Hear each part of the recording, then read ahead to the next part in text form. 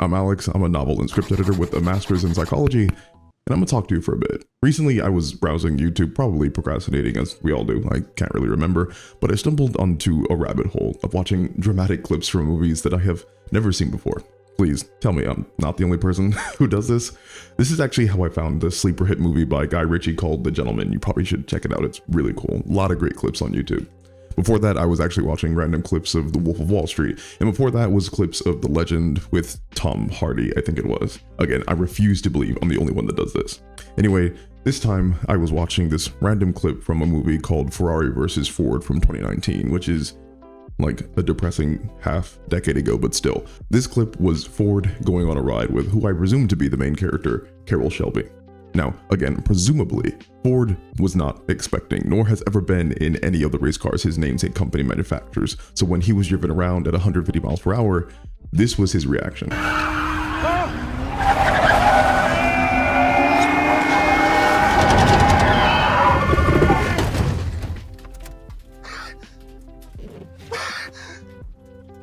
Now, this is undoubtedly a bit funny, but people are going to laugh at it for two different reasons. The first reason is the one we've been socially conditioned into, and it's the least complex. We are going to laugh at him because he's a man crying. That's it.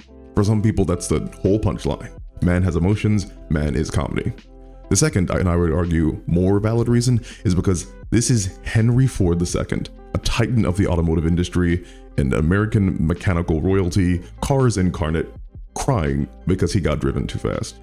The comedy here is in the irony of the scene that a man who breathes cars for a living is so emotionally unprepared to actually be in one of the cars that it's funny.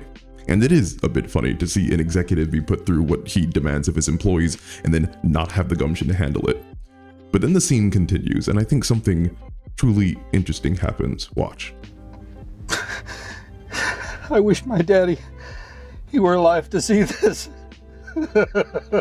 To feel this.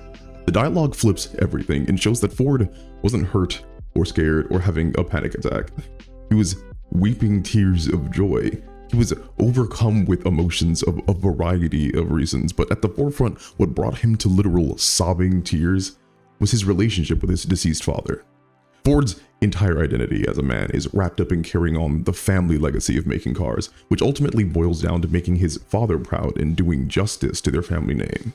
His nearly debilitating euphoria in the scene comes from his first-hand realization that he was in charge of creating something that his father would have loved to see, and clearly this man isn't healed from the passing of his father. And honestly, I know this is going to sound weird, but watching this man cry was really cool.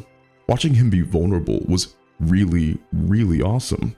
This is one of the richest, most powerful, most famous men in the entire world, and his tears do not at all diminish his stature. In fact, I would say that whether or not he meant to cry, his tears make him more of a man.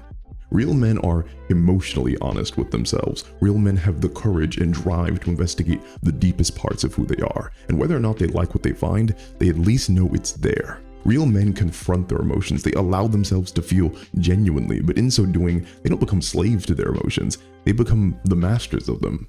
And that's why I like seeing men cry, especially in fiction. Over the years, if not decades, we've had a crystallization of masculinity in pop fiction.